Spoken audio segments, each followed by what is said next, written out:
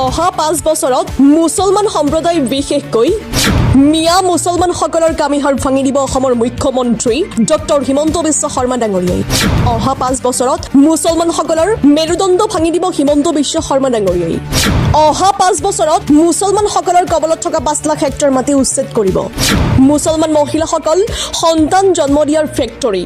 পিছে এই কথা আমাৰ নহয়, এয়া হৈছে হুজাই জিলা কংগ্ৰেছ কমিটিৰ সাধাৰণ সম্পাদক আজহাৰুল ইছলামৰ ভাষ্য।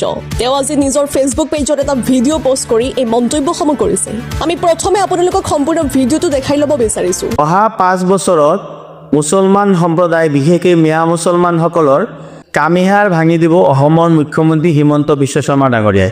অহা 5 বছৰত মুছলমানসকলৰ মেৰুদণ্ড ভাঙি দিব হিমন্ত বিশ্ব শৰ্মা ডাঙৰীয়াই।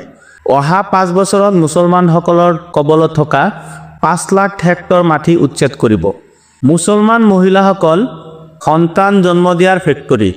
ইয়াৰ উপৰিও এডোপ আগুৱাই উত্তৰ প্ৰদেশৰ মুখ্যমন্ত্ৰী যোগী আদিত্যনাথ ডাঙৰীয়াই কৈ থৈছে, মুছলমান মহিলাসকলক কবৰৰ পৰা উঠাই মুছলমানসকলৰ ভোট বিজেপিৰ নালাগে, মুছলমানসকলক আমি অপমান কৰিয়ে থাকিম। ইমানখিনি তুচ্ছ-তাচ্ছিল্য কৰাৰ পিছতো মুছলমান ভাই বন্ধুসকলে কেনেকৈ বিজেপি কৰিব পাৰে? যিসকল মুছলমান ভাই বন্ধুসকলে বিজেপিৰ পতাকাখন লৈ বিভিন্ন ঠাইত ঘূৰা ফুৰা কৰি আছে, মুছলমানসকলে বিজেপিক ভোট দিব লাগে বুলি প্ৰচাৰ কৰি আছে, ইমানখিনি তুচ্ছ-তাচ্ছিল্য কৰাৰ পিছতো মুছলমানসকলে বিজেপিক ভোট দিব লাগেনে?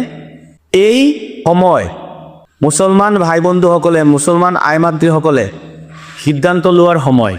কেৱল 1250 টকা অৰুণোদয় পোৱাৰ কাৰণেই মুছলমানসকলে বিজেপিক ভোট দিব লাগে বুলি মই নাভাবোঁ।